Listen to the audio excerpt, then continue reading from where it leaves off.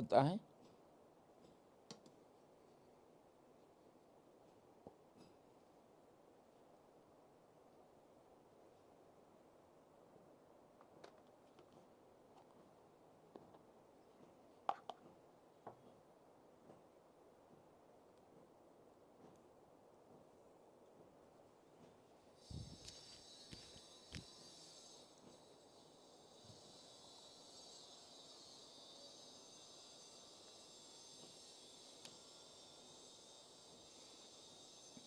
हरि ओम।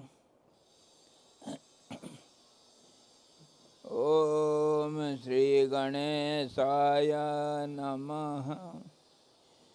ओम यतः सर्वाणि भूतानि प्रतिभान्ति स्थितानि च यत्रैव उपशमं यान्ति तस्मै सत्यात्मने नमः। ज्ञाता ज्ञानं तथा ज्ञेयं द्रष्टा दर्शनरीशभुः कर्ता हेतुः क्रिया यस्मात् तस्मै ज्ञात्यात्मने नमः। स्फुरन्ति सीकरा यस्मात् आनन्दसाम्बरे वनौ सर्वेषां जीवनं तस्मै ब्रह्मानन्दात्मने नमः। ब्रह्मानन्दात्मने नमः। ओम। वेदोदधिं समन्मथ्य ज्ञानरत्नं समुद्रितं येन तस्मै वसिष्ठाय गुरुणां गुरवे नमः। वशिष्ठ जी भगवान की जय। सद्गुरु भगवान की जय। सच्चिदानंद भगवान की जय। शब्द ब्रह्म की जय। सरस्वती महारानी की जय। योग वशिष्ठ जी भगवान की जय। हरि ओम।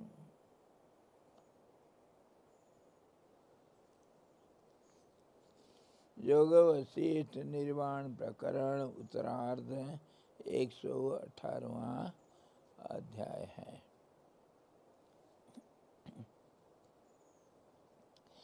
विपश्चित का कहानी में राजा विपश्चित का विजय उल्लास के लिए पार्श्वचल प्रकृति का वर्णना कर रहे हैं। बड़े बड़े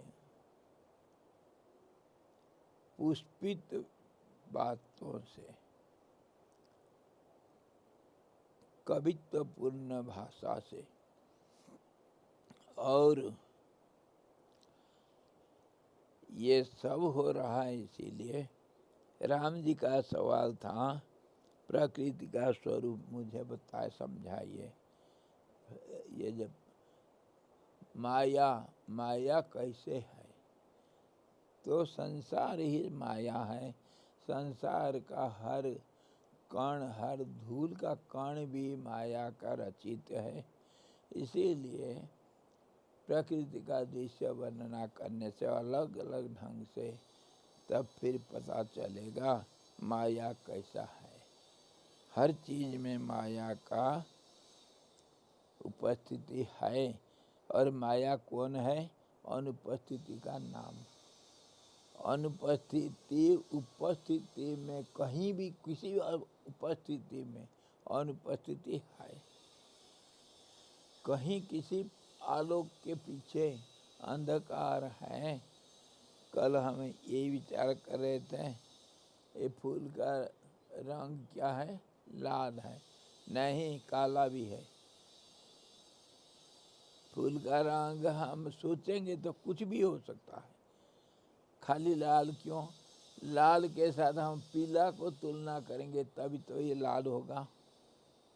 पीला नहीं है तब लाल है, और जो नहीं है उसका कोई सीमा नहीं है। लाल है इसीलिए काला नहीं हो सकता, पीला नहीं हो सकता, हरा नहीं हो सकता, सफ़ेद नहीं होगा, ब्राउनी नहीं होगा, स्काई ब्लू नहीं होगा, कुछ भी नहीं होगा, तभी तो लाल होगा।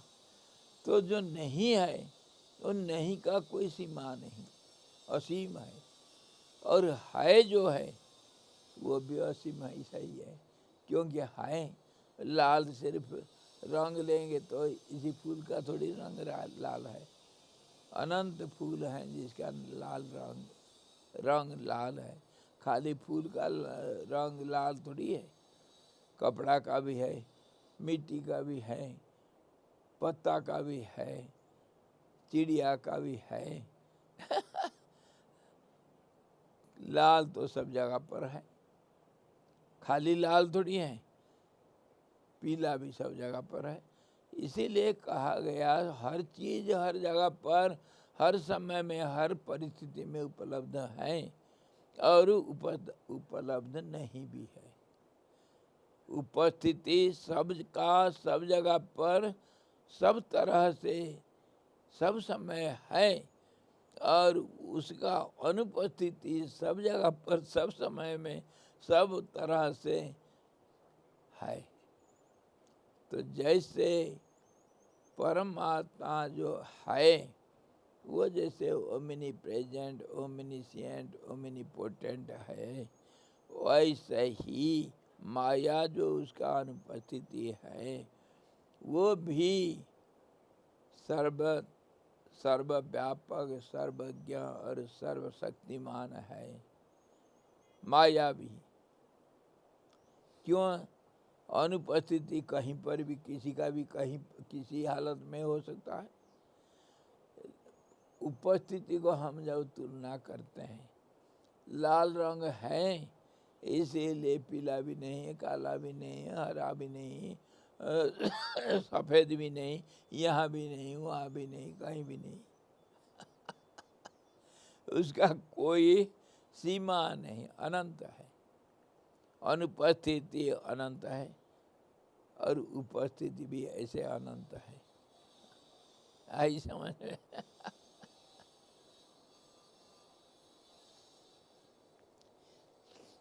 इतना समझने के लिए हमको इतना मत्थापाती करना पड़ता है। माया जो प्रकृति जो हमारे संसार के रूप में, सृष्टि के रूप में हमारे चारों तरफ दिख रहा है, वो नहीं है, क्योंकि उसका जो हाँ है वो छिपा हुआ है इसी के साथ, यहीं पर हर हालत में। है छिप गया तो नहीं है दिख गया, है दिख जाएगा तो नहीं है छिप जाएगा। प्रकाश दिख रहा है तो अंधकार छिप गया, अंधकार दिख जाएगा तो प्रकाश छिप जाएगा। इतने ही तो कोई बच्चा भी इसको बोल सकता है। जहाँ दिन है वहाँ रात नहीं, जहाँ रात है वहाँ दिन नहीं। इसको कोई हम बहुत बड़ा वैज्ञानिक या बहुत बड़ा फिलोसोफर को सोच करके बोलना पड़ता है क्या? एक बच्चा बोलेगा। अनपढ़ महामूर्ख कोई जंगली बच्चा वो भी बोल सकता है आज दिन है, अभी दिन है क्योंकि रात नहीं है। और रात है तो दिन नहीं है, ये तो कोई भी बोलेगा। इसके लिए हमको इतना सोचना और दर्शन विद्या को अध्ययन करना क्या जरूरत पड़ता है भाई? भाइयों और बहनों, आज और सब गए कहाँ? सोच लिए स्वामी जी तो देर कर लिया, आज क्लास बंद। नाचो गाओ हल्ला करो, टीचर नहीं है।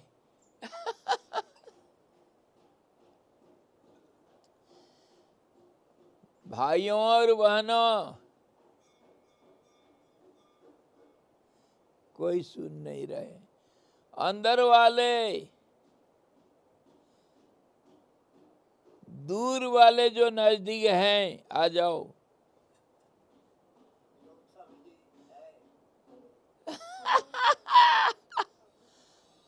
आप दूर भी हैं, नजदीक भी हैं। तद दूरे तद न अंति के,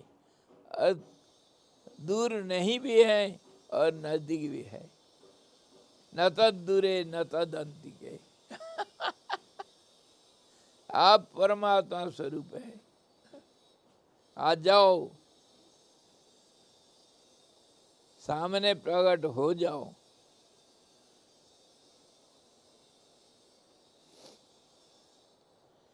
एक कोई महामूर्ख जंगली बच्चा बोल सकता है कि जहाँ रात है वहाँ दिन नहीं, जहाँ दिन है वहाँ रात नहीं। इसको इतने सोचने का कोई जरूरत नहीं। मान लो इतना बात जो एक महामूर्ख बच्चा भी मान सकता है। दुनिया दिखेगा तो परमात्मा छिप गया, आलोक रूप, दुनिया अंधकार रूप। दुनिया को अनुपस्थिति कहते हैं और परमात्मा को उपस्थिति के नाम से जानते हैं हम, जो सदा सर्वदा है। और उसको नहीं देखोगे, प्रकाश अगर नहीं है तो रात तो होगा।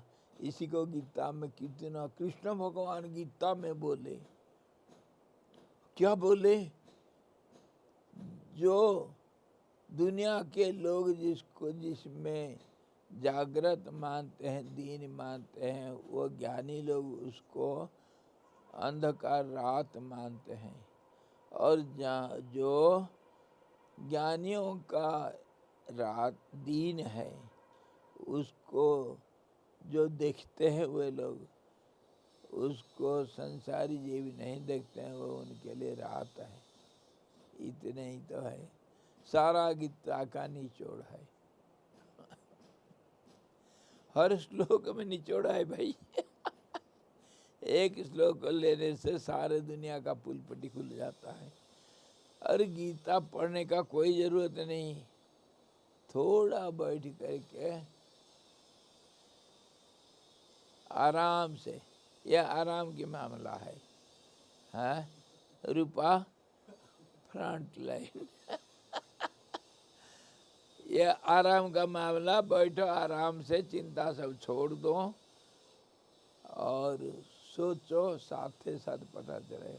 जहाँ आलोक है वहाँ अंधकार नहीं, जहाँ अंधकार है वो उधर आलोक नहीं। ये दुनिया हमको दिख रहा है, ज्ञानी को नहीं दिखता है, ये नहीं है। क्योंकि हम जिसको देखते हैं उसको नहीं भी देखते। हर पल में ये बदल जाता है, इसीलिए दिखता भी है और दिखता भी नहीं। दिखता भी है और एक पल में बदल जाता है। वो चाहे हमारे आँख के लिए हो, चाहे वस्तु स्थिति हो, चाहे जो कुछ भी हो, ये तो सब जगह पर ऐसे ही है।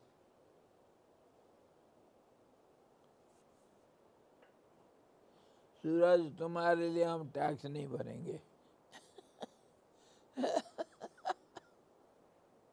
चलो देखो कहाँ, हम कल कहाँ देख रहे थे, वो तालाब में हम हंसों का बीच में बगुला शोभा नहीं पाता है, ये देख रहे थे। बगुलाओं के बीच में कौवा शोभा नहीं पाता है। और कौवा कंपटीशन करता, मैं कोयल बन जाऊं, नहीं हो पाएगा, कोयल नहीं बन सकता है। और कभी हम कौवा को कोयल मान लेते हैं, कोयल का बच्चा को कौवा अपना बच्चा मान लेता है। सब गोलमाल। कभी कुछ होता है तो वो नहीं भी है, गलत है, और कभी जो नहीं होता वो सही भी है। है विषमता में समता, समता में विषमता हर जगह पर है। इसी को ये प्रकृति को वर्णना करने के माध्यम से हमको वसीर जी राम जी को क्या समझाएंगे, हम लोगों को यही बोल रहे हैं। Message, new year message. क्या न्यू ईयर मैसेज? जो तुम देखते हो तुम अंधे हो, जो नहीं देखते हो तुम पक्के आंख वाले हो।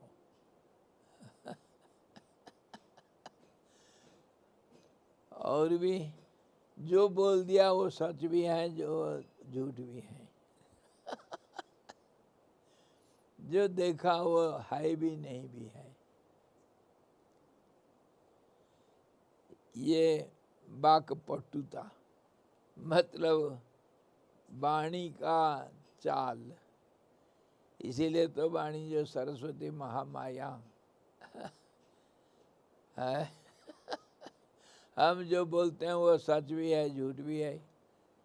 झूठ को सच बनाना, सच को झूठ बनाना, बाएं हाथ का खेल, मैजिक। दिगंत, क्षितिज जिसको कहते हैं, क्या उसको दिग्बल है, क्या कहते हैं, होराइजन। होराइजन शुरुआत है या अंत है? बोलो। जो बोलोगे वो झूठ भी है, सच भी है।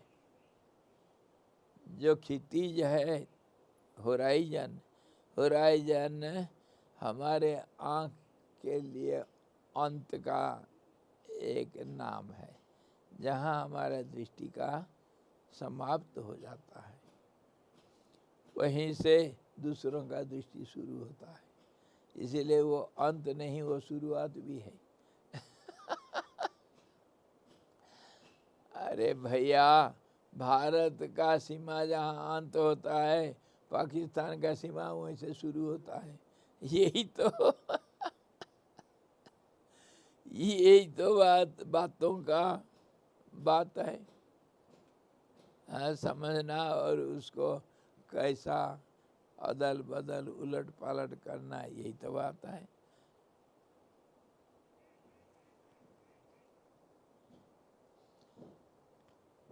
जो हम क्षितिज कहते हैं, होराइजन कहते हैं, उसका कोई अर्थ है क्या?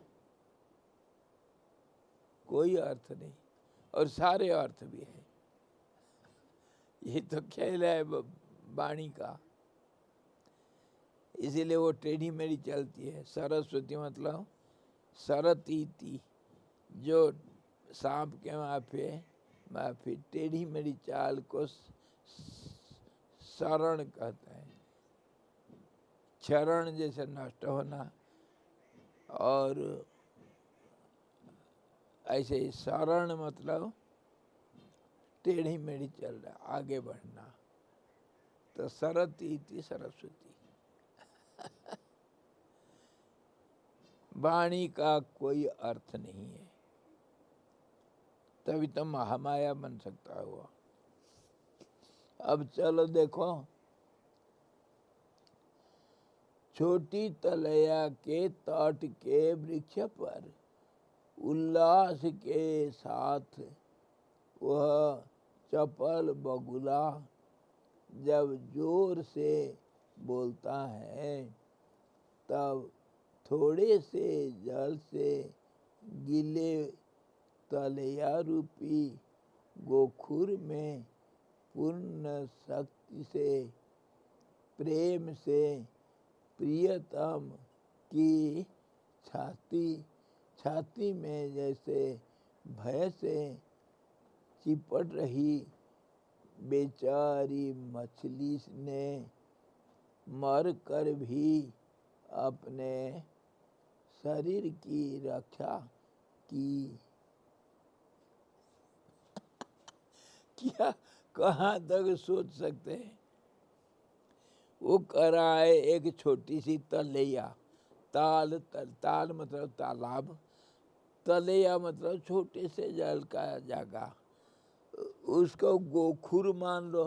गौ जब चलते हैं उसके खुरे के पैर के नीचे खड्डा हो जाता है थोड़ा सा, उसमें पानी भर जाता है, उसको गोखुर बोलता है। वो भी जलाशय है, जल है उसमें, और महासमुद्र भी जलाशय है। जल जहाँ है, एक कटरा में जलाशय है और एक बड़ा भारी कढ़ाई में भी जलाशय, जल भर दो जलाशय हो जाएगा। तो ऐसा छोटा बड़ा वो कराए, वो एक छोटे से तलैया में तालाब के पानी जहाँ है उसके किनारे किसी पेड़ में एक बगुला बैठ करके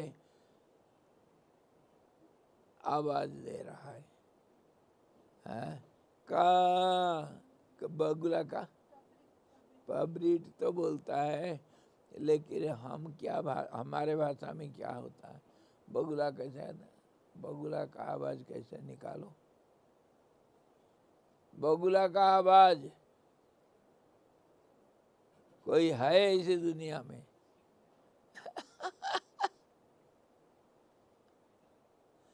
वो काका तो करते हैं कौवा के में, उनका काम है थोड़ा सा लहर है। कौवा का तो बड़ा कर्कश होता है, लेकिन बगुला ऐसे ही बोलता है, लेकिन थोड़ा उसमें मधुरता है।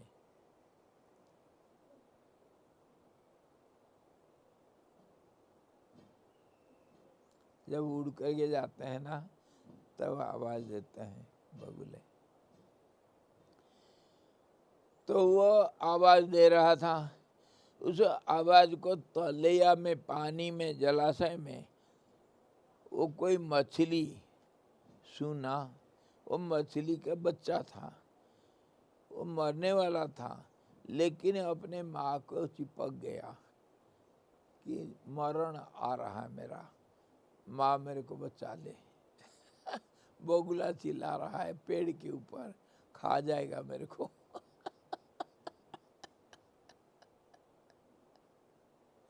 अपना मरण के साथ लड़ाई कर रहा है वो, बगुला का आवाज सुन करके। क्या नहीं वर्णना कर सकता है कभी, है कल्पना में क्या नहीं कर सकता है। इसे संसार में,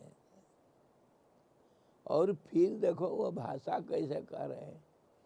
छोटी सी तलैया के तट के वृक्ष पर उल्लास के साथ बड़ा खुश हो करके वो जो चपल बगुला कहीं से उड़ करके आ करके उधर बैठ गया, बगुला जब जोर से बोलता है, आवाज दिया, वो बगुली को आवाज दे रहा है, मैं इधर आ गया हूँ। तो जब आवाज दिया वो, तब थोड़े से जल से गीले तलैया रूपी गोखुर में, गोखुर छोटा सा पानी का तालाब में पूर्ण शक्ति से, प्रेम से प्रियतम की छाती में जैसे भय से चिपट रही बेचारी मछली ने मर कर भी अपने शरीर की रक्षा की। मर कर के रक्षा की मतलब ऐसे बहुत डर के मारे वो अपने दूसरे मछली के गले लग जाती, बचाओ, बगुला चिल्ला रहा है खा जाएगा मेरे को। इस संसार में महा आपत्ति प्राप्त हो जाने पर हृदय फटने से हुई मृत्यु से बढ़ कर के दूसरा दुखप्रद शरण नहीं है। दुख से हम मरण के चरण में शरण लेते हैं। मरण के चरण में शरण लेते हैं कब? जब मरण का समय आ जाता है, बहुत दुख से भी शरण लेना पड़ता है जबरदस्ती। और जब दुख प्रबल होता है तभी तो शरणागति होता है। मरने का समय आएगा तभी तो आदमी सरेंडर करता है, नहीं तो कौन सरेंडर करता है। जब तक अहंकार है, जब तक अपनापना है, तब तक कोई नहीं किसी को आत्मसमर्पण करते हैं। जब देखे पाकिस्तान के सैनिक कुछ नहीं कर सकते, चारों तरफ से हमको भारतीय सैनिक घेर रखे हैं, मार डालेंगे सब, लाखों सैनिक हथियार डाल दिए, शरणागत हो गए, बचाओ हमको, तभी बांग्लादेश बना। है मरने के समय पर कोई आत्मसमर्पण करता है, उसके पहले नहीं, क्योंकि जीने का आशा रखता है। तो इसी समय जो शरणागत हुआ, हैप्पीली जरूर होता है पर बहुत रेयर। सुख से कोई शरणागत होना, वो कोई एक भक्त राज चूड़ामणि कोई होगा भक्त, वो भगवान के पास आनंद से शरणागत हो जाता है। कोई ज्ञानी होगा 1 करोड़ में, वो आनंद से ज्ञान के साथ वो शरणागत हो जाता है, उसी को मुक्ति कहते हैं। नहीं तो दुख से सब शरणागति प्राप्त करते हैं, शरण जाते हैं दुख से, मरण के डर से, उसी को कहते हैं आर्त, मरने से डर करके। जिंदे जी कोई एक बिरला होता है, समर्पण कर लेता है। और मेरे को कोई जिंदगी में कोई मौज नहीं है, जिंदगी जी लिया बहुत हो गया, और मुझे करने के लिए कुछ नहीं है। ये संसार मुझे नहीं चाहिए, शरीर नहीं चाहिए। तो हमारा जो शास्त्र में है, हम जो आत्महत्या करते हैं, दुख से मरना आत्महत्या होता है, सुख से मरना आत्महत्या नहीं होता है। उसको समर्पण कहते हैं। सबको बोल करके, सबके सामने दोपहर दिन में कूद करके नहीं, जल में प्रवेश करके मरना, उसको आत्महत्या नहीं कहा जाता है, ऐसा विधान है। अथवा जल में प्रवेश करके, अथवा अग्नि में प्रवेश करके, अथवा सबके सामने, सब खुशी से, अथवा भूखा प्यासा रह करके शरीर को नष्ट कर देना। योगी लोग तो योग का आखिर सीढ़ी में पहुंच करके योगाग्नि में अपने शरीर को दहन कर लेते हैं। योगाग्नि कैसे? समाधि में बढ़ जाना, वही योगाग्नि है। प्राण और अपान दोनों मिल जाएंगे तो आग प्रकट होता है, और उसमें शरीर पूरा गायब हो जाता है, जल करके खाक हो जाता है। समाधि में ज़्यादा दिन तक शरीर नहीं रहता है, क्योंकि शरीर को अन्न पानी नहीं मिलता है, इसलिए शरीर नष्ट हो जाता है। और वो जीव जो समाधि में गया, वो परमात्मा में, सत्य में लीन हो जाता है, क्योंकि उसके मन में संसार नहीं, संसार जहाँ नहीं है परमात्मा वहाँ है। ये विधान है। योगी लोग, ज्ञानी लोग और वैरागी लोग ऐसा समर्पण करते, उसी का नाम तो समर्पण है, और क्या। भक्त लोग, मीराबाई, कबीरदास कहाँ से आए थे कोई नहीं जानता है। कबीरदास की कहानी जानते हो? कबीरदास के जो पिता माता ही थे मुसलमान थे, लेकिन कबीरदास मुसलमान नहीं थे। वो गए थे, उसका उनके परिवार में कबीरदास के पिता माता जी का कोई संतान नहीं थे।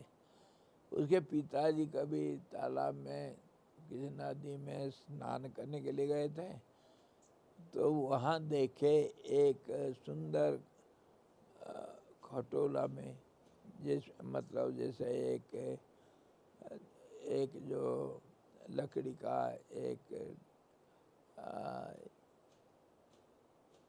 क्या कहते हैं उसका, खटोला कहते हैं, एक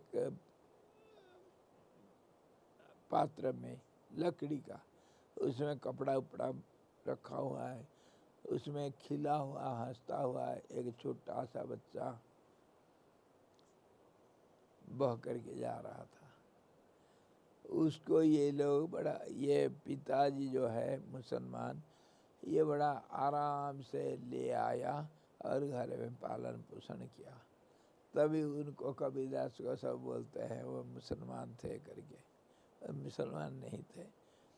बढ़ करके फिर ये महाज्ञानी महाकर्म योगी महाभक्त, सब कुछ सारे गुण उनके अंदर। ऐसा वो जिंदगी, कोल्ही था वो, कोल्ही मतलब जो कपड़ा बुनता है और बेचता है, वो मुसलमान था। तो ये भी अपने पारंपरिक जो व्यवसाय है जीवन यापन के लिए, वो भी कबीरदास भी वही काम करते थे, कपड़ा बनाते थे और बेचते थे। और उनका फिर शादी कर लिए थे, एक पत्नी और एक लड़का था, परिवार में 3। तभी वो जब कविता लिखते थे उसी से आधार से शरीर को एक चोला मतलब एक चादर माने, झिनी झिनी रे बीनी चादरिया। वो कपड़ा बनाते थे तो शरीर को एक कपड़ा माने, तो उसके ऊपर कविता लिखे, झिनी झिनी मतलब खट खट करते थे, जो कोली लोग करते हैं ना, इधर से उधर से करते हैं, उसी को झिनी झिनी रे बीनी चादरिया, चादर को बनाया मैं। झिनी झिनी रे बीनी चादरिया। ताना बाना, एक तरफ रहेगा ऐसा धागा और एक तरफ ऐसा जाएगा हर कपड़े में। एक ताना और बाना 2 नाम है, एक तो बंधा हुआ रहता है और वो आगे पीछे होता रहता है खट करने से, तो फिर उसके अंदर वो लकड़ी का एक रहता है, उसमें जैसे रील होता है हमारे धागा का, ऐसा रहता है, उसको इधर डालेंगे तो उधर डालेंगे, उधर उधर करते रहेंगे, ऊपर नीचे करने के लिए, बदलने के लिए वो जमीन से पैर से करते हैं, तो बन जाता है, कपड़ा बन जाता है। 2 धागा से। तो वो कहते हैं ताना बाना ईड़ा पिंगला ताना बाना, सुषुम्ना से बीनी चादरिया। 3 है हमारा, ईड़ा पिंगला और सुषुम्ना। तो चादर तो बना सुषुम्ना और ताना बाना बने ईड़ा पिंगला। सुर नर नाग सब ओढ़ी चदरिया, ओढ़ी कई मैली करी चदरिया। जितने जीव हैं इस संसार में, सबका शरीर है, शरीर रूपी चादर को सब ओढ़े और सब ओढ़ करके उसको मैला कर दिए, रोग व्याधि से, कर्म से। कर्म बंधन, उससे सब मैला हो गया शरीर। सुर नर नाग सब ओढ़ी चदरिया, ओढ़ी कई मैली किन्हीं चदरिया, दास कबीर जतन से ओढ़ी। कबीर दास बड़ा समझ बूझ करके ये शरीर रूपी चादर को ओढ़ा। ये एक चादर है क्योंकि उसको हम ओढ़ रखे 5 कोस। ये देखो हमारा 5 कोस, अभी 3 कोस मेरे पास है। 1 कोस उतार दिया हूँ। दास कबीर जतन से ओढ़ी, ओढ़ी कई ज्यों का त्यों धरी दीनी चदरिया। भगवान आप ये चादर मेरे को दिए थे ओढ़ने के लिए, ये शरीर दिए थे, उसी को भगवान कृष्ण क्षेत्र क्षेत्रज्ञ कह करके बोले। कितने रूप में बोले, कोई तो शरीर बोला, कोई एक नगरी बोला, कोई एक घर बोला। गृहस्थ जो है अंदर वाला जीवात्मा को गृहस्थ बताया, वही इसी घर का राजा है। कोई कहा ये जीवात्मा जो इस शरीर में रहता है वो पुरंजन, वो नगरी का राजा है। पुरंजन नाम दिया भागवत में।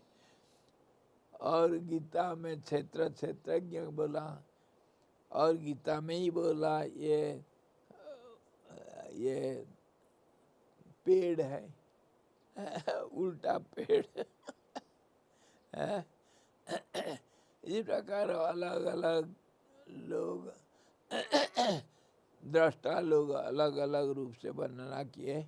कबीरदास बोले ये चादर है, हे भगवान तुम दिया था चादर ओढ़ने के लिए, मैं साफ सफाई से जैसे दिए थे वैसे ही दे देता हूँ तुमको। जाते वक्त तुम्हारा चादर या रख लो, मतलब शरीर को रखो। मैं ये इससे जा रहा हूँ। इसी प्रकार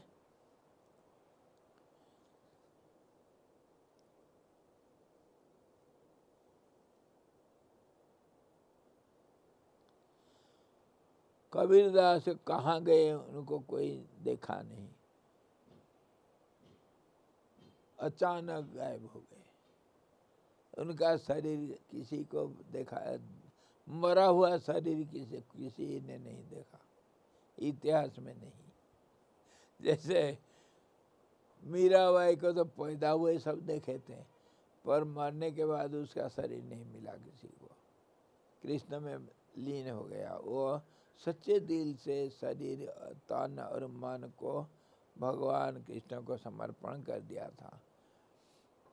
और कबीरदास समर्पण कुछ नहीं, वो खुद सब कुछ, महाज्ञानी, महाभक्त, महायोगी, सब कुछ जन्म से।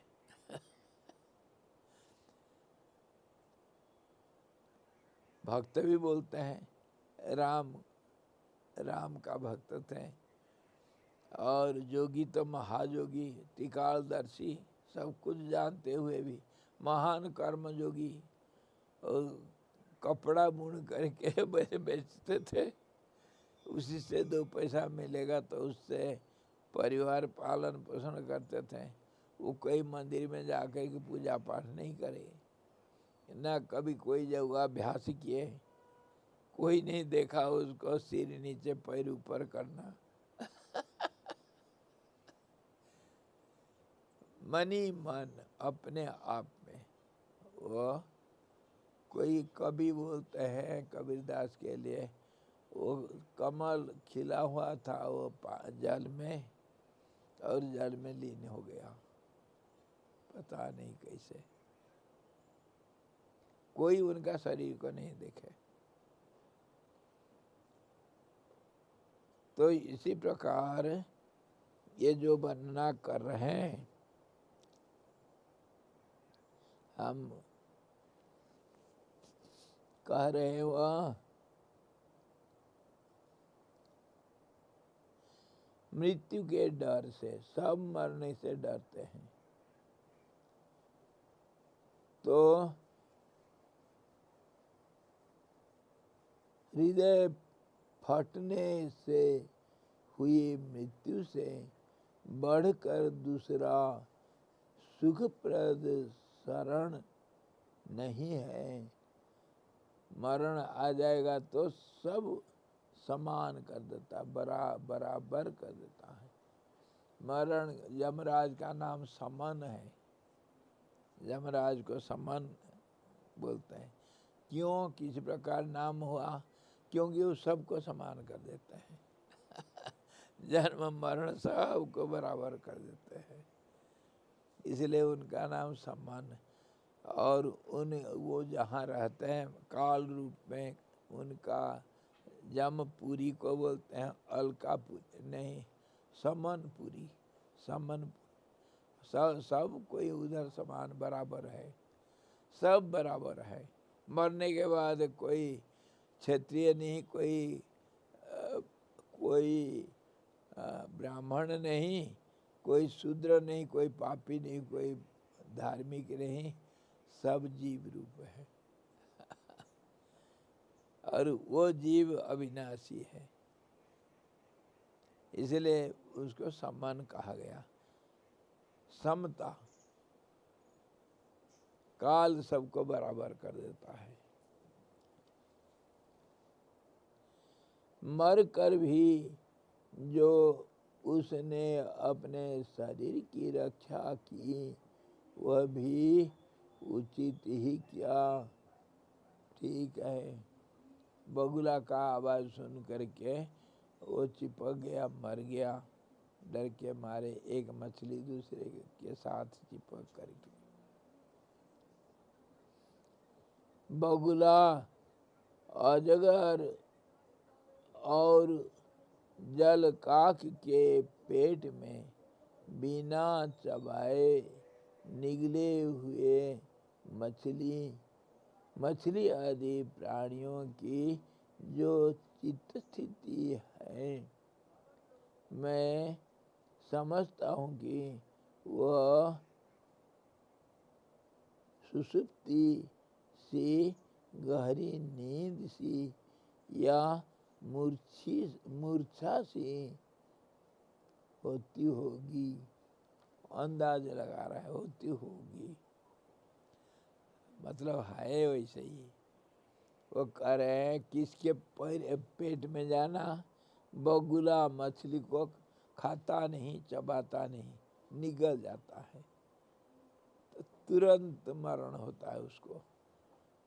एक्सीडेंट में तड़प तड़प करके आदमी मरता है, और अचानक बिजली का शॉक लगा तो 1 सेकंड में।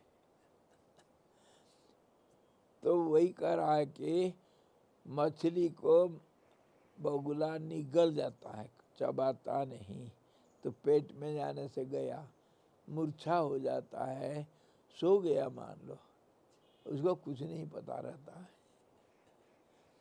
लेकिन कालू किसके पेट में गया था?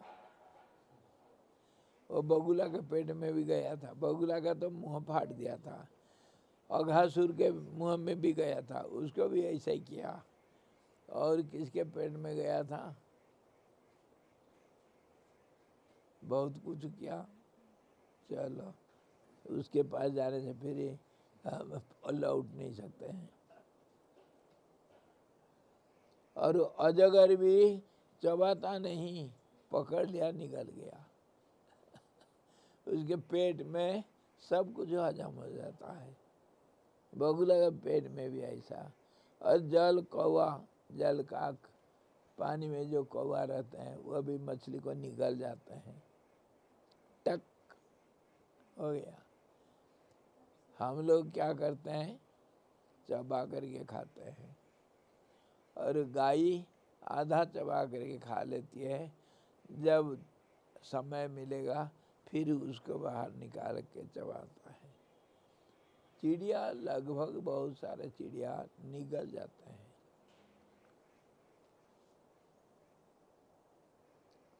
तो पेट में जाने के बाद निगले हुए मछली आदि प्राणियों की, ये भी मगरमच्छी पकड़ करके पकड़ लेगा, दांत से पकड़ेगा, पर चबाता नहीं, वो निकल जाता है।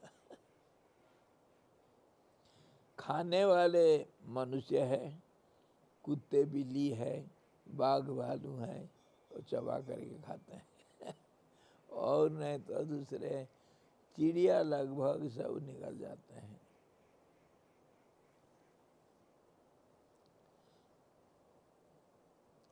ये प्राणियों की जो चित्त स्थिति है वो मैं तो समझता हूँ कि सुसुप्ति होगा, यानी तो गहरी नींद वही, या मूर्छा होगा, बेहोश हो जाते होंगे, यही मैं सोचता हूँ।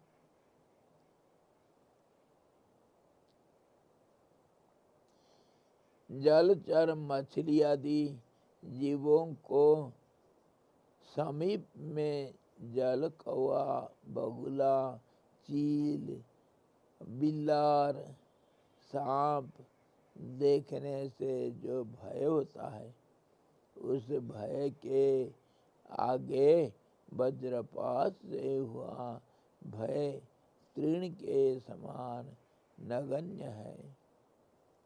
जैसे कोई हम जो मरण को देखते हैं किसी रूप में,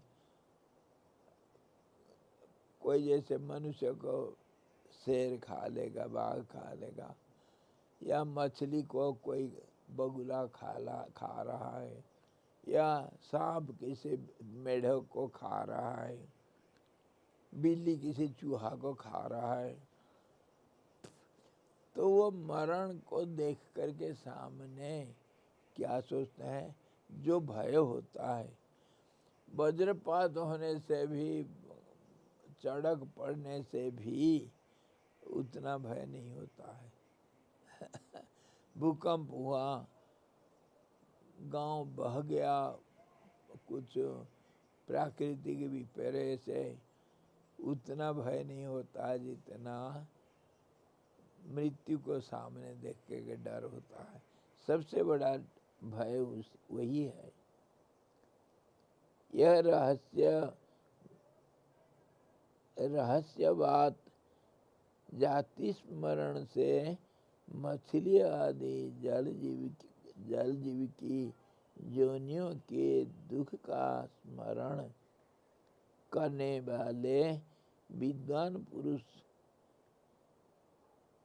पुरुषों द्वारा अनुभूत है, इसे असत्य नहीं समझना चाहिए। मरने के समय पर क्या डर होता है, क्या भय होता है, उसको हम तो नहीं बोल सकते हैं। क्यों नहीं बोल सकते हैं? हम मरण को देखे नहीं, मरने के बाद हम बोल नहीं सकते हैं। तो जो कोई जाति स्मर होते हैं, जाति स्मर मतलब मरने के बाद भी पहले जन्म का याद रहता है किसी किसी को। जैसे इतिहास में मिलता है, जड़ भरत को पहले जन्म का सब याद रहा था। और भी ऐसे ही बहुत लोग हैं जो पहले जन्म, बुद्ध देव को पहले जन्म का 100 जन्म का याद रहा। और ऐसे ही बहुत कोई है जिनको अभी जिस जन्म में, मनुष्य जन्म में है, वो पहले क्या क्या थे उनको याद रहता है, जाति स्मर। कभी कभी साधारण व्यक्तियों को भी याद रहता है, बहुत रेयर, थोड़ा देर के लिए याद रहता है, उसके बाद फिर भूल जाते हैं।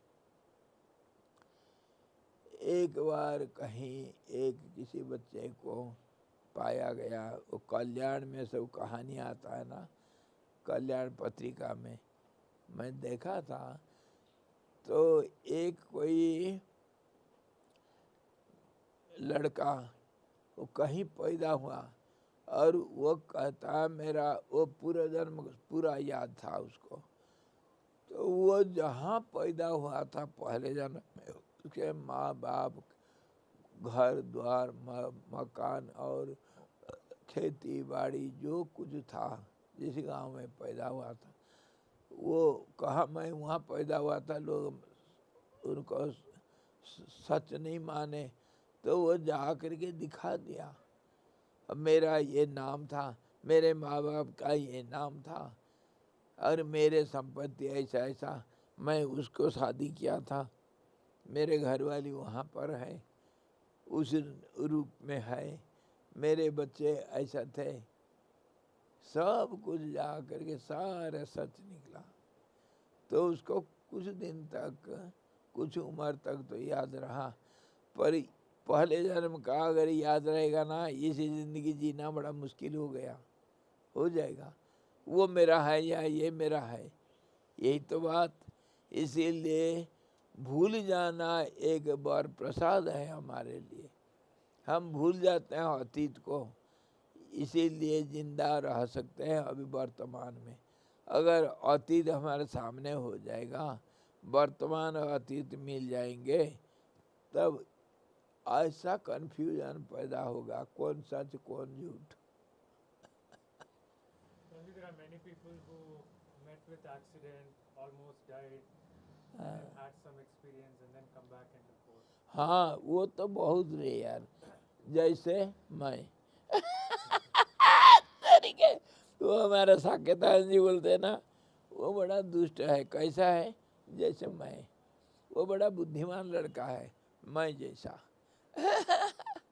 वो बड़ा काम बड़ा सरलता से कर लेता है, मैं जैसा। हमेशा मैं जैसा कहते हैं। तो ऐसे ही वो मरण का जो डर अथवा मरणकालीन स्थिति मन का, जीव का कैसे होता है, कोई कोई किसी किसी को मालूम है मैं जैसा। मैं मरण के साथ 3-4 बार हाथ मिला चुका हूँ। एक बार जहर का कहानी बताया था, एक बार यहाँ ये नदी में बह जाने का कहानी बताया था, और एक बार गंगा जी में, गंगा जी के अंदर जा कर के मर करके फिर बच करके आया।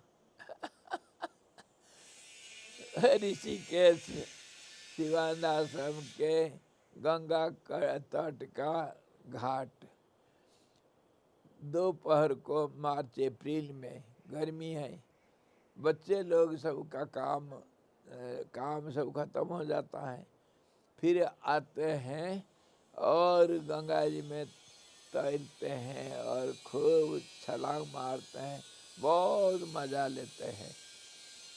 तो फिर मैं क्या क्या, मैं सोचा ये क्या करता है, मैं भी क्या कम हूँ। हम किसी से कम नहीं है।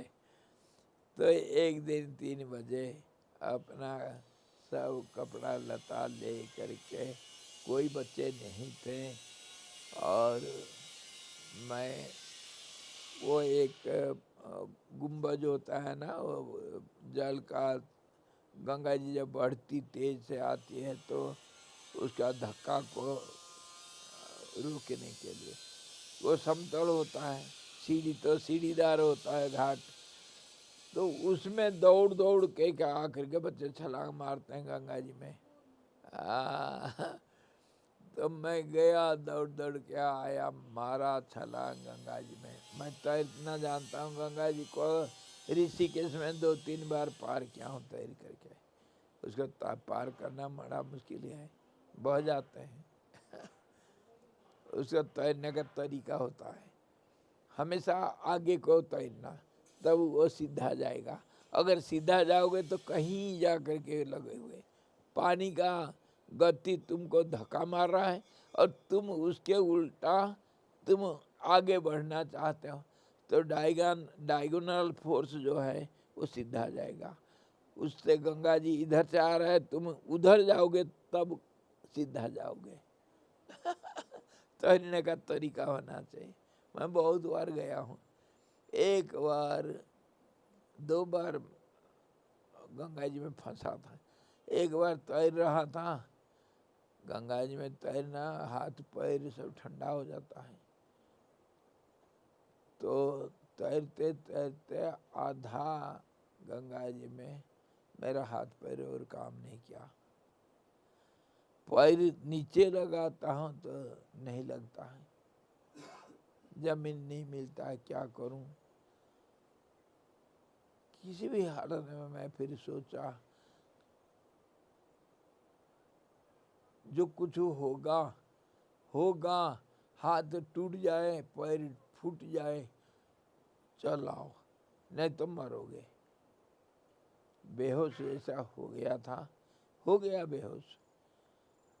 तब तक पैर लग गया नीचे, थोड़ा गंगा जी में ऊपर नीचे है जमीन, तो लग गया, तो मैं थोड़ा खड़ा हो गया, तब मेरा जान बच गया था। वो तो आधा समझो, वो पूरा मरा नहीं था, बेहोश हो गया था समझो। अरे यहाँ दौड़ दौड़ आ करके छलांग मारते सब, हाथ को रखना पड़ता है, नहीं तो नीचे है पत्थर। मैं हाथ ऐसा रखना भूल गया था, सीधा तीर के माफी गया जल में और सिर लगा पत्थर में, गंगा जी के नीचे। लगभग पानी 7-8 फुट था, 8-10 फुट भी हो सकता है। तीर के माफी गया, नीचे पत्थर में लगा पैर सिर, और वहीं मैं बेहोश। उसके बाद क्या हुआ मेरे को पता नहीं।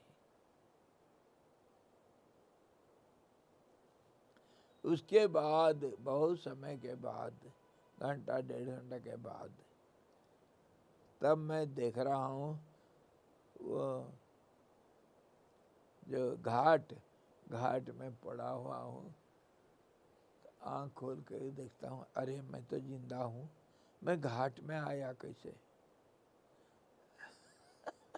मुझे कोई याद नहीं कैसे घाट में आया। तो फिर उठा,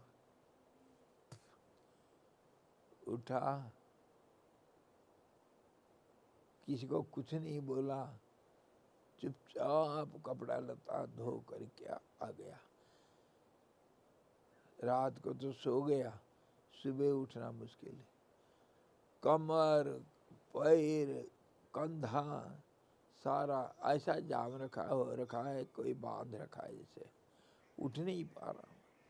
बहुत कोशिश करके उठा, 2 दिन ऐसा संभाला किसी भी हालत में, तब फिर और जब चलना फिरना मुश्किल हो गया, तब जा करके डॉक्टर कृष्णा है करके एक बुढ़ा डॉक्टर हमारा अस्पताल में था, उसके पास जा कर बोला, डॉक्टर साहब ऐसा ऐसा हो गया, कुछ दवाई दो, नहीं तो चल नहीं पा रहा हूँ, खड़ा नहीं हो सकता। तब डॉक्टर साहब मेरे को बहुत डांटे, कहे तुम समझदार होते हुए इसको छिपा कर रखे, तुरंत आते थे, मैं तो तुरंत ठीक कर देता था, लेकिन अभी 3 दिन के बाद मेरे पास आ रहे हो, मैं ठीक तो करूँगा, पर ये जख्म तुम्हारे ज़िंदगी भर रहेगा, इसको ठीक करना मुश्किल, क्योंकि पानी के अंदर का जख्म ये, और तुरंत तो ठीक हो सकता था, अभी तो कोशिश करता हूँ। इंजेक्शन वगैरह, न्यूरोबिन इंजेक्शन लगाया, 2-3 दिन तक लगाते रहा, मैं ठीक हो गया। लेकिन अभी जो कमर दर्द हो रहा है ना मेरा, सब उसी का ये सन 63 की बात है,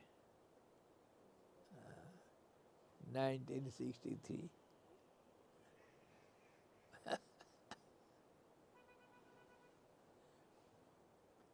तो कहने का वो वहाँ एक मरण का, उस समय कुछ होश नहीं रहता है, कुछ नहीं, समय में कुछ नहीं, बुद्धि काम नहीं करती, बुद्धि मन सब शांत। और इधर तो बताया था, और एक बार स्कूटर एक्सीडेंट हुआ था। स्कूटर एक्सीडेंट में खुद रास्ता में गिरा, ब्रेक लगा दिया मोड़ में और डीजल पड़ा हुआ था 80-90 स्पीड में आ रहा था।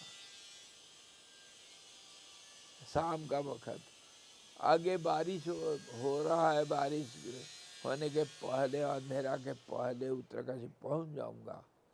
चेतक स्कूटर और उसका सर्विस करके आ रहा था। और 150 किलोमीटर स्पीड में जा सकता है। मैं लगभग 90 किलोमीटर स्पीड में आ रहा था। शाम है, जल्दी जाना है, रास्ता साफ, बिल्कुल कोई नहीं रास्ता में। मोड़ आया, अंधेरे में दिखने है तो दूर से पता नहीं चला। मोड़ आया तो लगाया ब्रेक और डीजल पड़ा हुआ था किसी ट्रक से।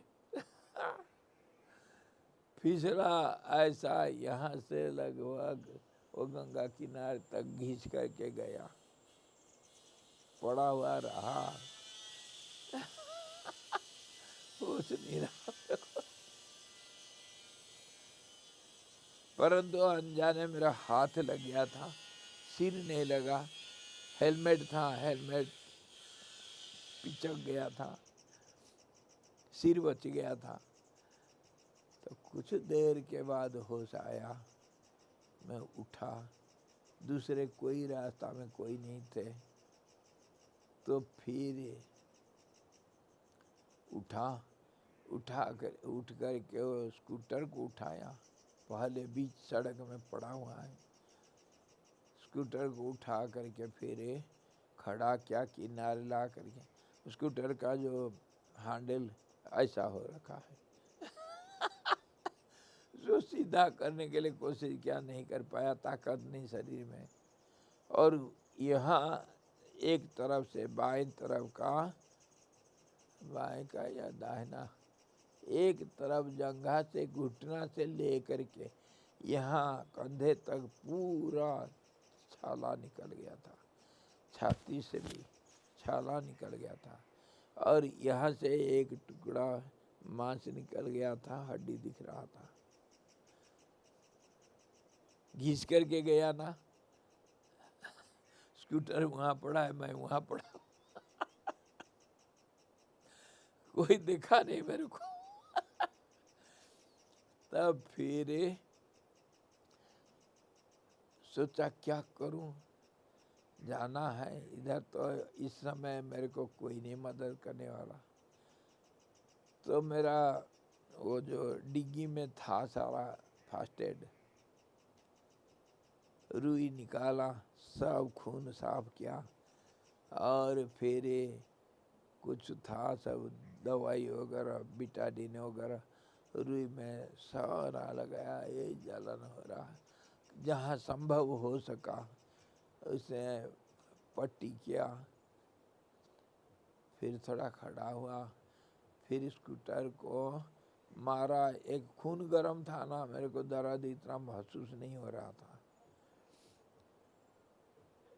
तो फिर मारा एक किक, तो इंजन ठीक है।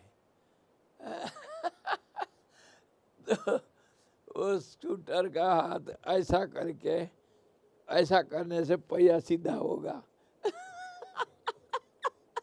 ऐसा पकड़ करके 10-15 किलोमीटर स्पीड में धीरे धीरे धीरे धीरे, वो बारिश बूंदा बूंदी हो रहा है, भीज रहा हूँ। फिर किसी भी हालत में, जहाँ से मुझे उत्तरकाशी पहुँचने के लिए मुझे आधा घंटा लगना था, 3 घंटा लगा। धीरे धीरे रात 9 बजे आ करके पहुँचा इधर गणेशपुर में। वो रास्ता के किनारे एक है फैक्ट्री के पास, सरला लड़की, उसका पति बडोला जी, हाँ, भगवती बडोला, उसके घर में गया। स्कूटर को बाहर खड़ा कर दिया। मैं जा कर के बैठ गया। सरला थोड़ा चाय पिलाई गिरे। स्वामी जी क्या हुआ, वो देख करके दोनों पति पत्नी और बच्चे देख करके बात नहीं निकला, स्वामी जी हुआ क्या। मैं कहा अरे पूछो मत, मुझे पहले चाय पिलाओ। चाय वो इतना बड़ा ग्लास में 1 गिलास चाय पिलाए, गरम गरम पिया।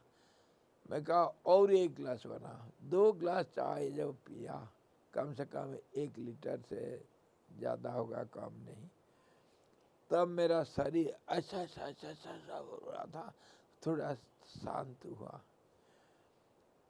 तब फिर मैं कहा भैया ये स्कूटर का सामान जो कुछ है इसको सब रखना, कल सुबह मेरे पास लाना। मैं गया, मेरे को थोड़ा हाथ पकड़ करके ले चलो, वहाँ से यहाँ तक आ गया।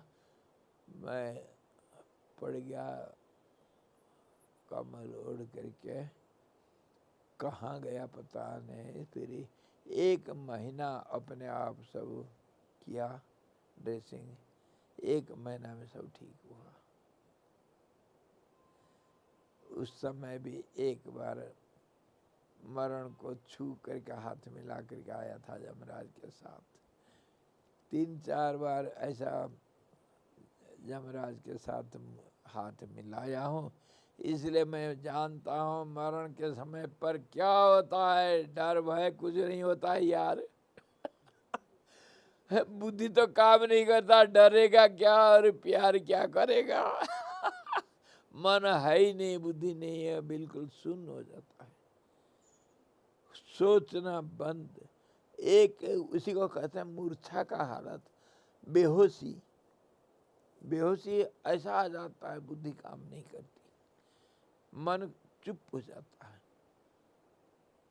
मन चुप होने से नेगेटिवली कैसा होता है, वो भी वही मरण का मूर्छा के अनुभव है, कोई काम नहीं करता है। मैं कहना पानी में बह रहा था, जूता और छतरी को ऊपर बचा रहा हूँ। मैं खुद पानी में डूब रहा, मर रहा हूँ, जूता और छतरी कहीं भीज न जाए।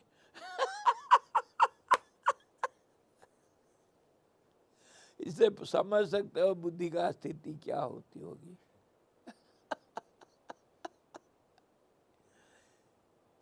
तो मरण का ये पूर्वावस्था है, ये गया, ये पूर्वावस्था आया। पूर्व संध्या,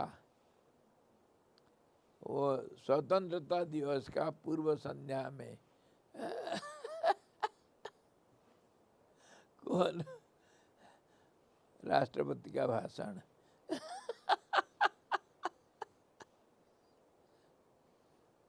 हाय रे विधाता। और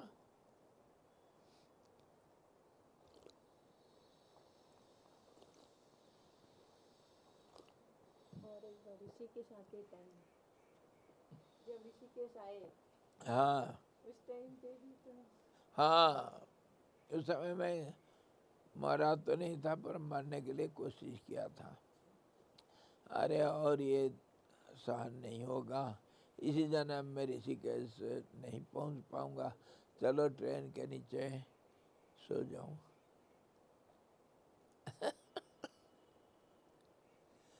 फिर वह गुरुदेव बुद्धि दिए, अरे मरने तक कोशिश जारी रखना चाहिए। फिर बुद्धि में आया, कोई बात नहीं, 7 दिन जेल जाऊंगा। बिना टिकट का जेल गया था, तो 7 दिन जेल जाऊंगा, जेल से खुला जब छुट्टी मिलेगी तो एक कोई एक्सप्रेस ट्रेन पकड़ूंगा, तो एक स्टेशन तो जाना ही है, तो वो होगा 100-150 किलोमीटर होगा। जब 7 दिन में 100 किलोमीटर जाऊंगा, जिंदगी में तो कभी ना कभी तो पहुंच जाऊंगा ना ऋषिकेश, कोई बात नहीं, जाऊंगा। तब भी फिर हिम्मत आया, जेल जाने से क्या होता है, जाऊंगा, कोशिश जारी रखना चाहिए। फिर ट्रेन में बैठा। अरे यार, सकल कर्म करी थके गोसाई, तभी तो गप्पा मारने में मजा आता है। तुम जो कहोगे मैं क्या हूं। पेड़ में, जंगल में पेड़ के ऊपर बैठ गए कि रात बिताया हूं, बाघ वाल आ जाएंगे। क्या करे, जंगल में कोई है ही नहीं, क्या करे। पेड़ के ऊपर चढ़ा, टाइनी में अपना गामछा तो हमेशा रहता है, गामछा में बांधा, फिर वहीं ऐसे ही सोया रात भर।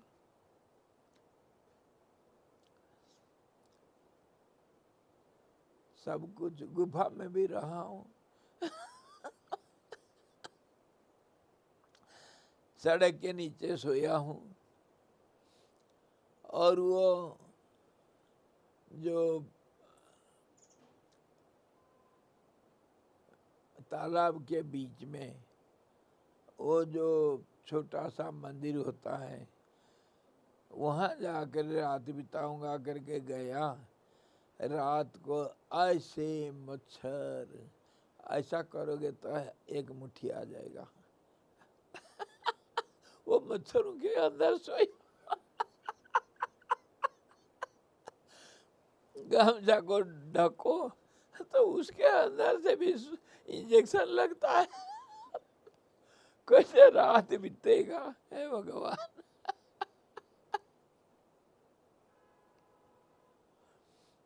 हे हरि,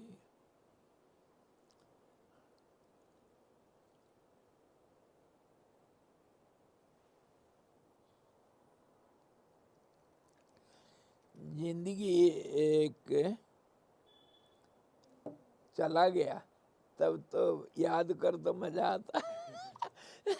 लेकिन सामने अगर दिखेगा तो छाती कांप जाएगा। ऐसा होने वाला है। मुझे कोई मेरा जिंदगी का इतिहास को कोई अगर वीडियो करके दिखा देता था, मैं कभी साधु नहीं बनता। कभी नहीं बनता। इसीलिए अज्ञान भी एक अच्छा औजार है हमारे पास। अज्ञान से हम आगे बढ़ सकते हैं, ज्ञान हो जाएगा तो मुश्किल है। ज्ञान तो बड़ा भयंकर है, इसीलिए भगवान को, शिव जी को भीमा भयंकर करके कहा गया। ज्ञान बड़ा भयंकर है भाई। हाँ? चलो भाई, ये ऐसा विद्वान लोग जो मरण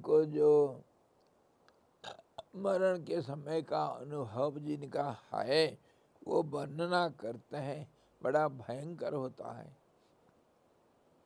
और वो कौन वर्णना कर सकता है? जो जाति स्मर होते हैं, पहले जन्म का याद जिनको रहता है।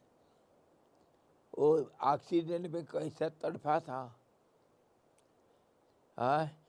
हाथ कट गया और दूसरा जंघा हड्डी चूर चूर हो गया, खींच नहीं पा रहा है, और सिर में चोट लगा हुआ है, एक आंख गया।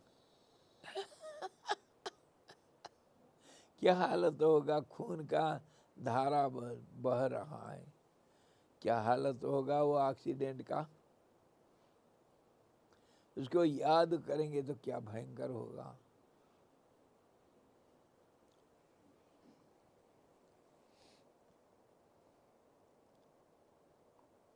हे राजन, पार्श्वचर कर रहा है, हे राजन, फूलों की राशि से सुशोभित यहाँ सरोवर के तट के पेड़ के नीचे सामने भ्रमर रहने पर नयन और कानों को शोभा से नूतन नील कमल और केतक बिखेर रहे भोले भाले ये जो सुंदर मृगों को प्रिया को दिखलाइए। अच्छा, आपका रानी उनको याद करिए और उनको ये जो शोभा राशि सब दिखलाइए। समझ रहे हैं? राजा तो, रानी थोड़ी गया है उधर, रानी तो महल में होगी।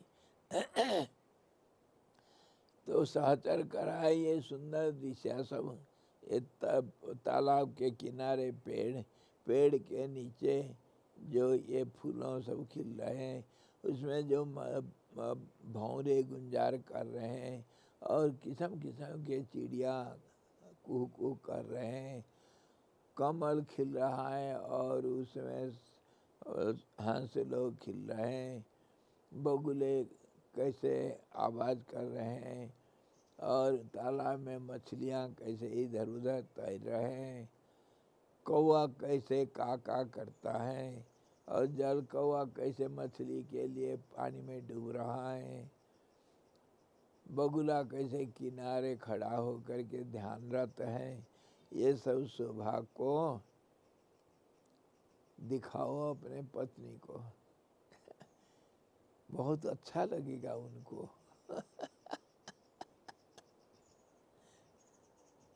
क्या करें?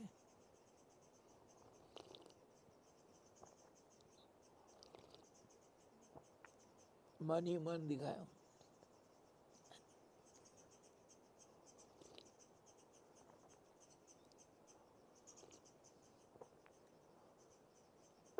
मतलब कहने का ये है कि सुख के समय पर सब अपने साथियों को याद करते हैं, दुख के समय पर कोई नहीं करते हैं, मदद भी नहीं करते हैं, कोई याद भी नहीं आते हैं, परंतु दुख के समय पर तो भगवान ही याद आते हैं। इसीलिए ये कह रहे हैं सुख के समय पर सब अपने साथियों को याद करो। सुख में सुमिरत कोई नहीं। जब सुख होता है हम भगवान को भूल जाते हैं, हमारे रिश्ते नाताओं को खूब हम याद करते हैं, मौज लेते हैं, संसार का मौज लेते हैं। इसलिए भगवान पल पल में दुख को दिया है ताकि भगवान को भी याद रखो। सुख में सुमिरत कोई नहीं, दुख में सुमिरत सब। सुख में सुमिरत कोई नहीं, दुख में करे न कोई। ठीक है, हाँ, जो सुख में सुमिरन करें तो दुख काय को होई, दुख होगा क्यों? सुख के समय पर भगवान को हम भूल जाते हैं। इसीलिए जब भगवान कृष्ण खुश होकर के कुंती बुआ को वरदान देने के लिए कहे, बुआ मैं तेरे ऊपर बहुत खुश हूँ, तुम जानते हो मैं सब कुछ दे सकता हूँ, पूछो क्या चाहिए तुमको। तो कुंती कहती बेटा मुझे फंसाओ मत, मुझे देना अगर चाहते हो सुख दे करके मुझे भुला दोगे क्या? जिंदगी भर मुझे दुख देते रहना। तो कृष्ण पूछा है, मैं तो सब कुछ दे सकता था, तुम सुख का कोई वर नहीं मांगा, दुख क्यों मांगा? बेटा दुख में तो तुम साथ रहते हो और दुख को समय पर तुम्हें याद आते हो, सुख में भूल जाते हैं सब। मैं तुमको भूलना नहीं चाहता हूँ। मुझे सदा सर्वदा दुख देते रहना। दुखी में सुख में सुमिरन ने कोई न, क्या कहा, सुख में सुमिरन, सुमिरन सब, दुख में सुमिरन सब को। हाँ, सुख में करे न कोई, सुख में जो कोई सुमिरन करे दुख काई को होई। क्यों होगा दुख? भगवान का स्मरण करने से दुख सब दूर हो जाता है। इसीलिए सुख में तो सब दोस्त लोग ही आते हैं। तभी तो राजा को पार्श्वसर कहता है अपने रानी को स्मरण करिए और ये सब सौंदर्य को दिखाइए।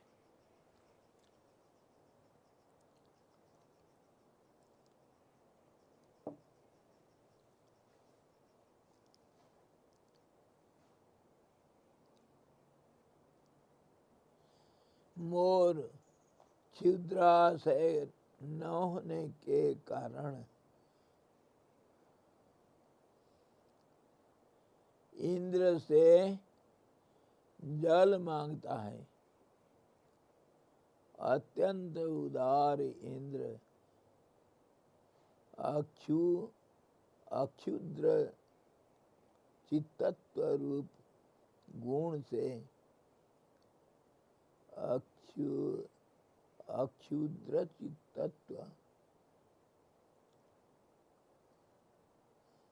चित्तत्व रूप गुण से संतुष्ट होकर मोर की प्रसन्नता के लिए सारी पृथ्वी को जल से पूर्ण कर देता है। देखो राजन, जब बादल को देख करके मोर नाचता है तब बारिश भी हो जाता है। क्यों? बादल का जो बारिश का जो नियंत्रक ये इंद्र क्या करता है, जब मोर नाचता है उसका सुंदर नृत्य और उसका पंख का सब रंग से, बड़े सुंदर रंगों से खुश होकर के उसको वरदान देता है। कौन? इंद्र बारिश करता है। क्यों मालूम? उसे रहस्य बताया। मोर पंख कैसा है? आंख के माफी दिखता है, है? इतने आंख को देख करके वो फैला करके नाचता है पूंछ को। तब इंद्र सोचता है वो मेरे दोस्त हैं। क्यों? कि इंद्र चक्षु नहीं, इंद्र है सहस्राक्ष। वो कभी वो बदमाशी किया था सहस्र जोनी और सहस्र चक्षु। क्यों? वो पहले तो ऋषि के साथ वो गौतम ऋषि के साथ जो अनाचरण किया था, वो गुस्सा से उसको गौतम या किसके साथ, अहल्या, वही तो अहल्या तो गौतम का पत्नी थी। तो वो अभिशाप दिए थे तुम्हारे सारा शरीर योनिमय हो जाएगा। तो सहस्त्र योनि है। और फिर वो जब गिड़गिड़ाया आकर के पैर में पड़ा, महाराज मैं इंद्र हूँ, मेरे ऊपर दया करो। अच्छा चलो, ऋषि मुनि लोग महात्मा लोग थोड़े में गुस्सा कर लेते हैं, थोड़े में संतोष हो जाते हैं। तो उसने कहा चलो ये मेरा बात तो वापस नहीं हो सकता, तो ये सब आँख बन जाएगा। तो सहस्र चक्षु बन गया। तभी सारा शरीर उसका आँख है। तब वो मोर को देख करके बड़ा खुश हो गया, मेरा दोस्त है ये नाच नहीं रहा है, मेरा गुणगान कर रहा है। इसीलिए खुश होकर के बारिश कर देता है। बताओ कहाँ से कहाँ उदाहरण दिया जाता है।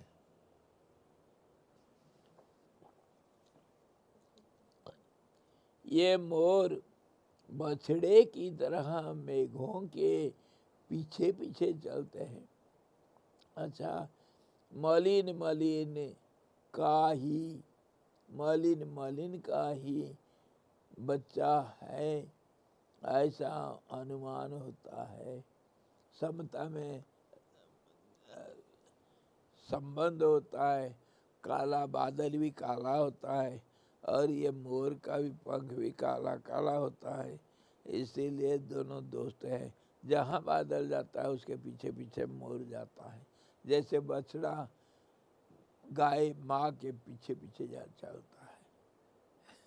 इससे अनुमान लगता है कि ये जहाँ बराबरी होता है वहीं दोस्ती होता है। मोर को देख करके कह रहा है ये।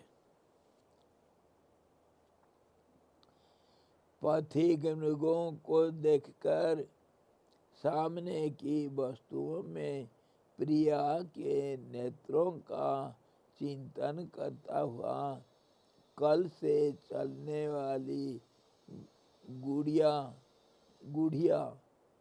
सा बन गया है।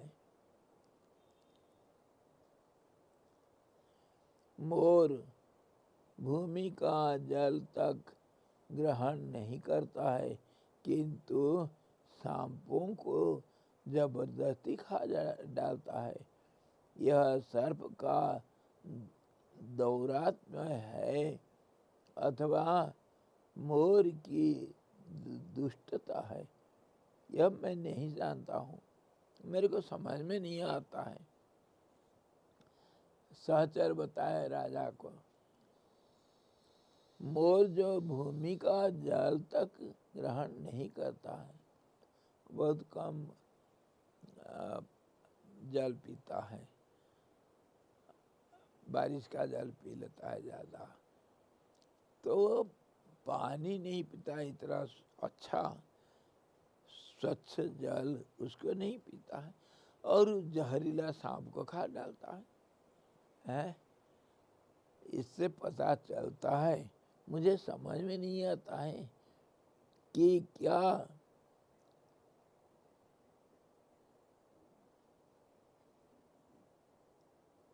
दौरात में सांप को खाना और ये मोर की दुष्टता है, ये उसका बदगुण है या अच्छा गुण है, मुझे समझ में नहीं आ रहा है। पानी नहीं पीता, सांप खाता है, दोनों तरफ से हो सकता है, मुझे समझ में नहीं आ रहा है। क्योंकि दुष्ट को दलन करना, सांप जहरीला सांप को खाना, इसलिए जो दुष्टता को जो नकारात्मक चीज को नाश करता है वो अच्छा गुण है। लेकिन जल नहीं पीता है, अच्छा चीज नहीं खाता है और गंदी चीज खाता है वह मोर, तो क्या उसका ये बदगुण है? जो खीर छोड़ करके 10 दिन का पुराना सड़ा हुआ वो दाल पिएगा तो क्या वो अच्छा है? अच्छा भी है, बुरा भी है। कांजी जो बनाते हैं वो तो 10-20 दिन का रख करके उसका पानी को रखते हैं, 20 दिन में 21 दिन में वो बड़ा सुंदर कांजी बनता है। वो अच्छा गुण है या बुरा गुण है? वो रोग हारक है लेकिन तामसिक है। सड़ा करके उसको लेते हैं, तो अच्छा है या बुरा है? मुझे समझ में नहीं आता है। मोर क्या कहने का मतलब, जहाँ अच्छाई है वहीं बुराई है। हाँ, जिसको जैसे दिखेगा वैसे ही देखो। मोर सज्जनों के हृदय के समान, स्वच्छ महान सरोवर को छोड़ करके मेघ द्वारा थूका हुआ मेघ थूकता है जल, बारिश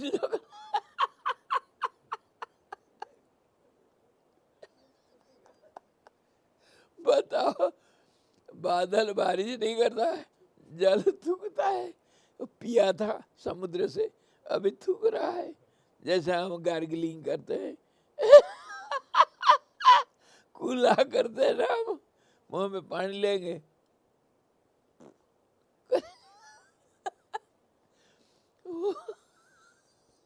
हाय रे विधाता, ये कोई सोच सकता है? बादल बारिश नहीं करता है, पानी को थूकता है तो गंदा होता है ना, थूका हुआ पानी उसको पीता है कौन? मोर, चातक। तो इन लोगों को हम अच्छा कहेंगे या बुरा कहेंगे? अरे विधाता, कहाँ तक दिमाग जा सकता। धन्य हो हे बसीट जी, आपको करोड़ों नमस्कार। आज तक मैं सुना नहीं था बादल जल को थूकता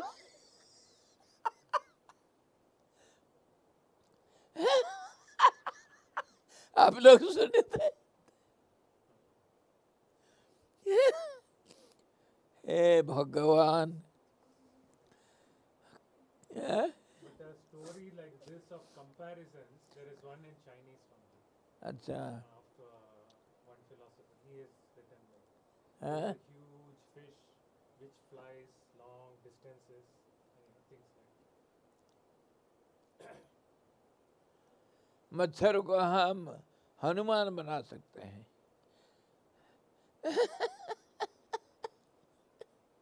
और वो जो गीद जो आसमान में कितने ऊपर उड़ता है, गिद्ध जितना ऊपर उड़ता है उतना ऊंचा कोई नहीं उड़ सकता है। एक हंस उड़ सकता है, नहीं तो साधारण कोई नहीं उड़।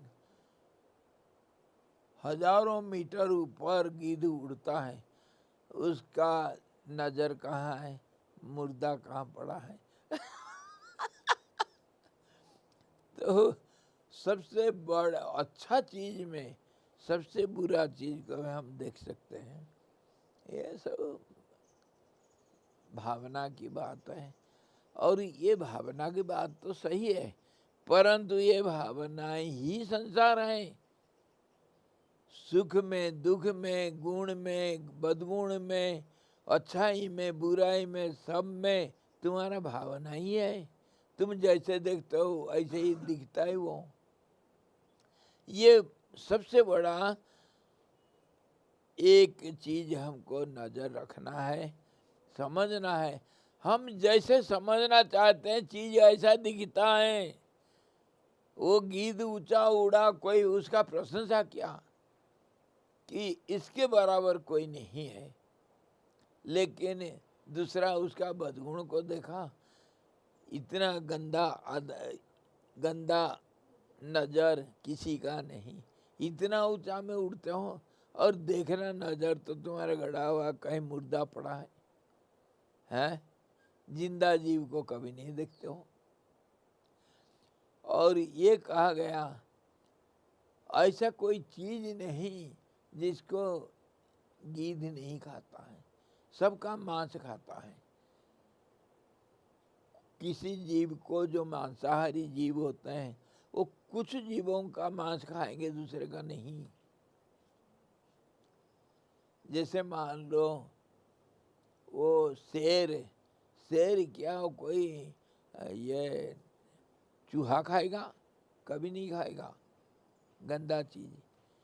सांप को खाएगा शेर? नहीं खाएगा। वो खाएगा तो हिरण खाएगा, हाथी को मार के खाएगा। हाँ तो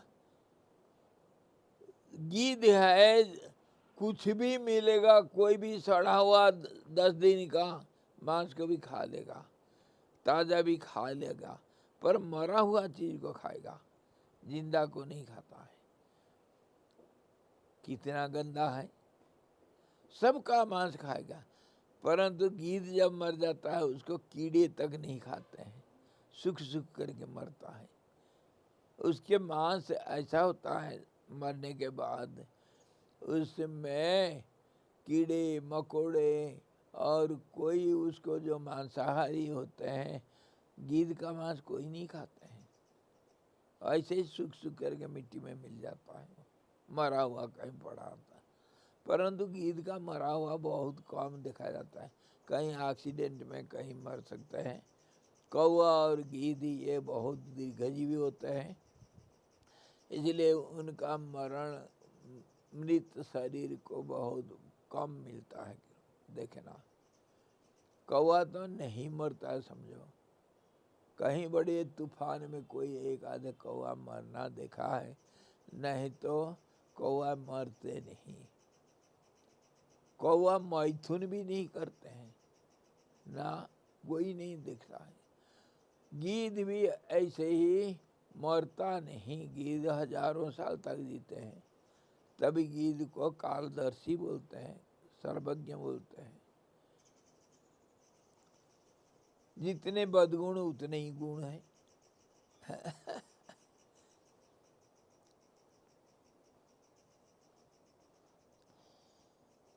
मोर सज्जनों के हृदय के समान स्वच्छ महान सरोवर को छोड़कर मेघ द्वारा थूका हुआ जल पीता है। मालूम पड़ता है कि उसका मेघ का जलपान सरोवर को नमस्कार करना पड़ेगा, इस भय से है। क्या हुआ? मालूम पड़ता है कि उसका मेघ का जलपान सरोवर की नमस्कार करना पड़ेगा। There is one thing similar to this one. है? There is one thing similar to this. The costliest coffee in the world, right?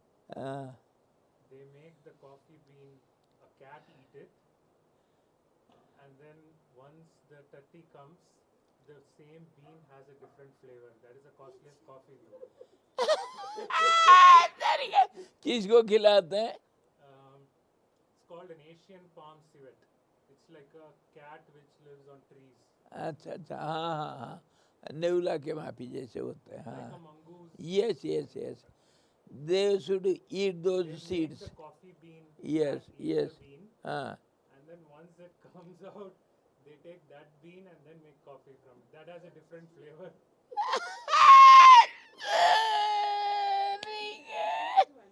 अरे हद कर दिए भाई। और चाइनीज क्या करते हैं, वो कॉकरोच, सांप, बिच्छू और सब कीड़े पतंग पकड़ के का अचार बनाते, इतना मजा आता है।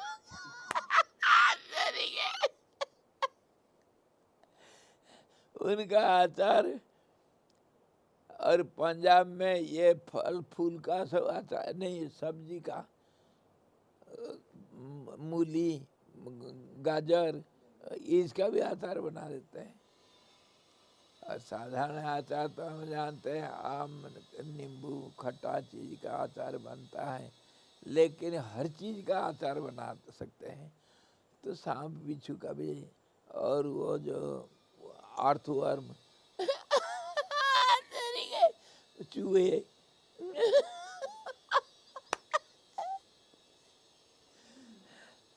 बनाए, टेस्ट करना चाहिए। अरे भाई टाइम कहीं चला गया यार।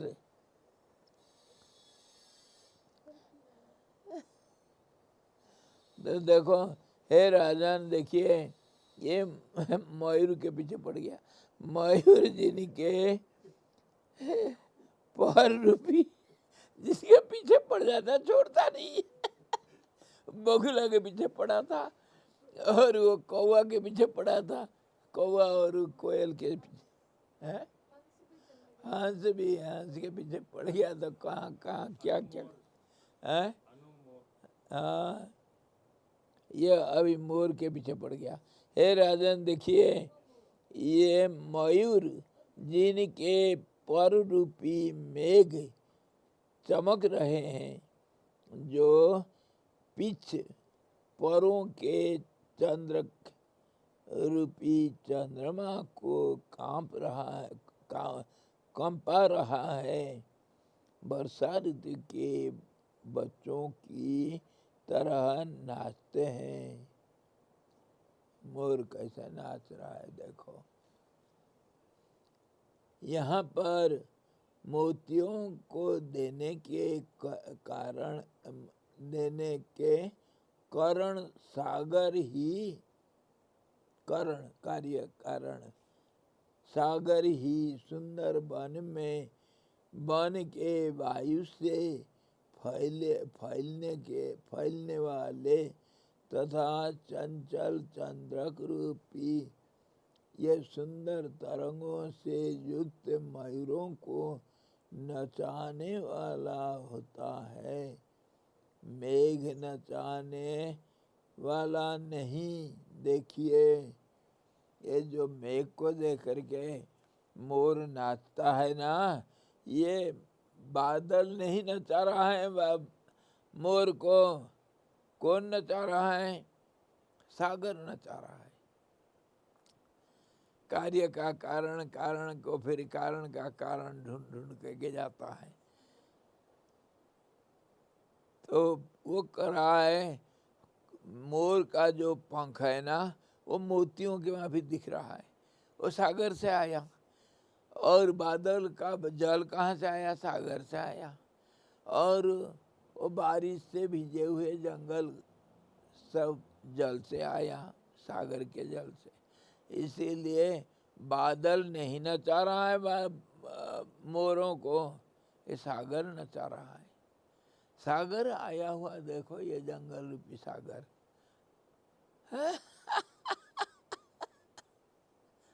तेरी के क्या क्या ये खाली बनाने, मजाक करने के लिए, मौज लेने के लिए ऐसा होना।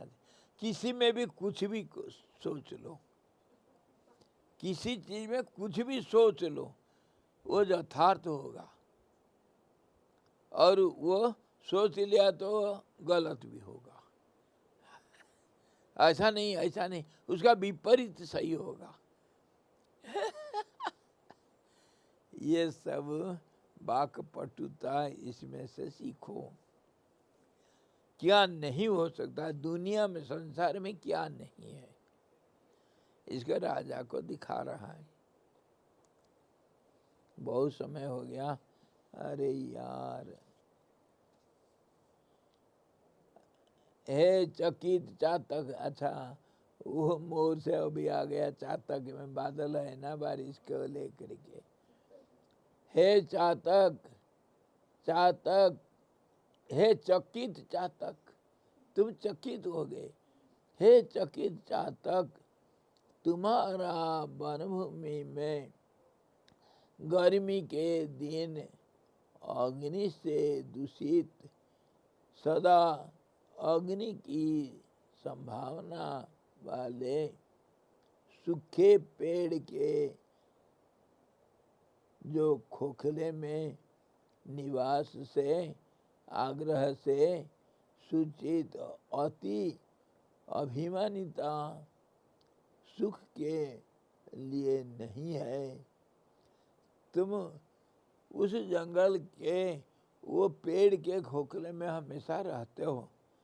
चातक लोग हम जब जाते हैं ना उधर घूमने के लिए, वो कहाँ तेखला के ऊपर हमेशा वो आवाज आएगा चातकों का। वो जंगल में रहते हैं और हमेशा ऊपर को मुँह करके चें चें करते रहते हैं। क्योंकि वो बादल का पानी पिएंगे और दूसरा पानी नहीं पीते हैं। तो उसको देख करके ये कह रहा है चातक, तू कितने घमंडी है। घमंडी, कोई भी गुण कहीं भी लगा सकते हैं हम। क्यों घमंडी कैसा हो गया भाई? वो तो जल पीने के लिए सिर्फ नहीं, वो आकाश से गिरा हुआ जल को पिएगा जा करके नदी में, ये नहीं, इतने घमंडी है तू। अच्छा, और देखो उस जंगल में रहते हो जिस जंगल में आग लगने से पेड़ पत्ते सब जल जाते हैं, फिर भी तू वो पेड़ का खोखला छोड़ के नहीं आता है। अरे आ जाओ इधर, और दूसरे जगह पर रहो। नहीं, तू नहीं आएगा, बड़ा घमंड है तेरे को। तू जंगल छोड़ के नहीं आता है दूसरे जगह रहने के लिए, और जंगल के खोखले में तू रहता है। तू इतना घमंडी है।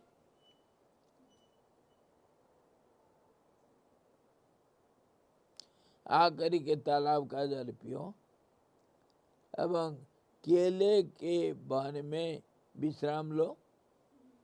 केले के जंगल में कोई चिड़िया रहता है कोई? पर जंगल तो होता है ना केला का खेती। हाँ, तो वहाँ क्यों नहीं रहते हो तुम? बड़ा घमंडी है, जंगल छोड़ के नहीं है। बड़ा मजादार।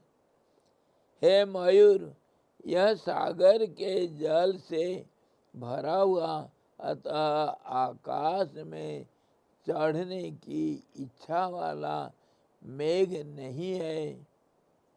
यह तो पर्वत से उठी हुई वनाग्नि से जले हुए वन वृक्षों के खोखले की अग्नि की धूम राशि है। अच्छा, फिर मोर को बोलता है, अरे तू वो धुआं को देख कर नाच रहा है, वो बादल नहीं है। वो जंगल में आग लग रखा है, हमारा अभी देखा ना 2-3 दिन आग लग रखा था, वो धुआं है। उसको देख कर तू नाच रहा है, वो बारिश नहीं करेगा। धोखा।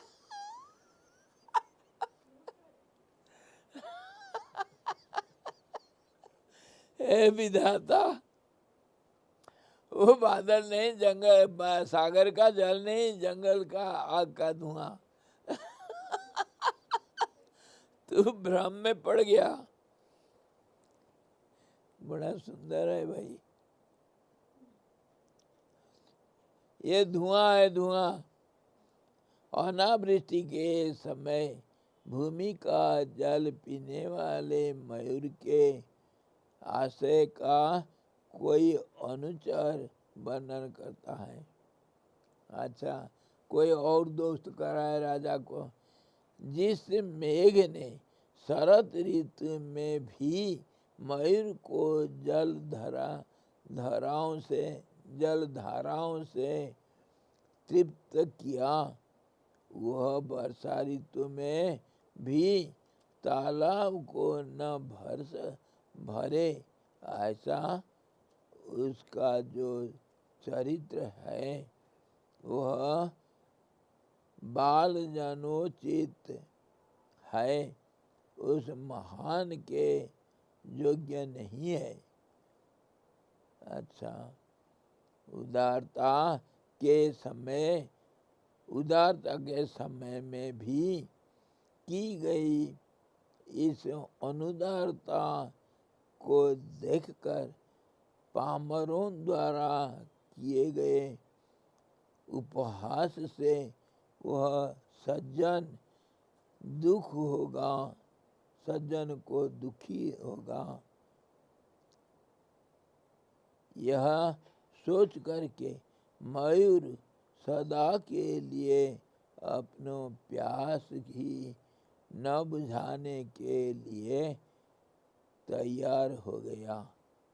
क्या कह रहा है मालूम? वो जो बादल है ना, जब सूखा पड़ता है बादल, बारिश नहीं करता है,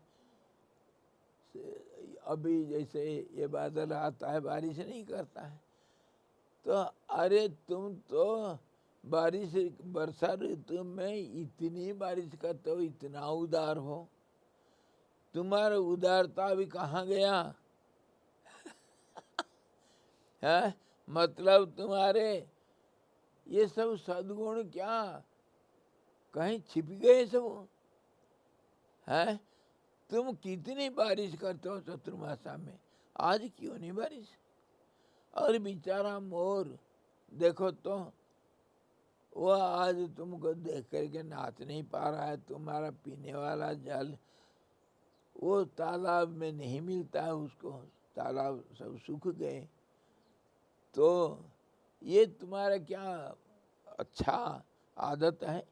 यह आदत अच्छा नहीं है तुम्हारे मतलब इसीलिए तो शीतकाल में भी बारिश कर लेता है बादल, डर के मारे कोई मेरा बेइज्जती ना कर दे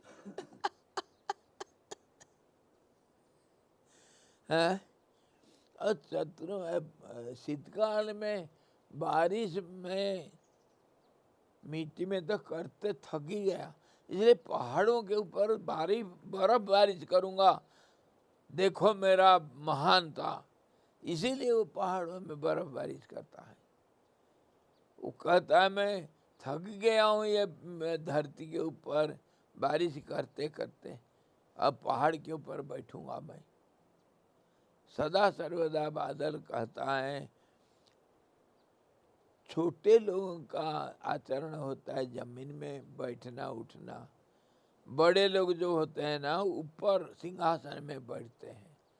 इसीलिए मैं पहाड़ के चोटी में रहता हूँ, समझते नहीं मैं बहुत बड़ा हूँ,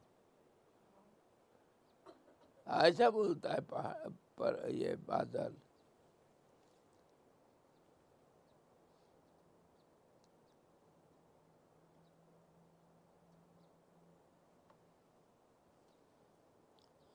शंका हुआ तो क्या मयूर अनुचित अनुचित काश है?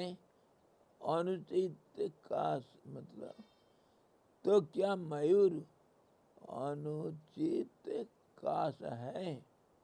नहीं, मैं के पेट से निकला हुआ जो स्फटिक सा स्वच्छ जल पीकर मोर प्यास से पीड़ित होकर भी फिर मार्ग में गिरा हुआ कीचड़ वाला जल नहीं पीता है। ये शंका समाधान कल करेंगे, बहुत टाइम हो गया। अरे 12 बज गया यार। शंका समाधान कल करेंगे। मोर क्यों बारिश का जल पीता है और नीचे का जल क्यों नहीं पीता है? हे भगवान, कहता ये गंदा जल थोड़ी पिएंगे हम। वो बादल से नीचे गिर करके ये मलिन हो चुका है।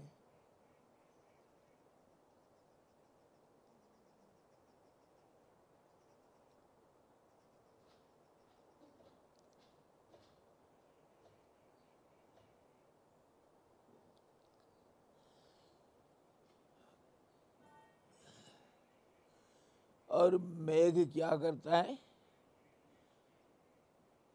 बारिश करता है?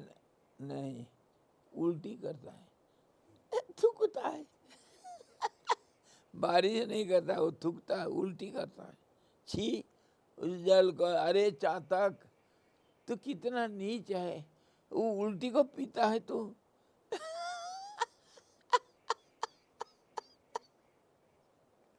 हाँ? हरिओम। सब भागे, ये छोड़ छाड़ के भागे। ये पागल है जो बैठे है इधर। हरिओम। जो बच गए, क्या तुम लोग मोर हो?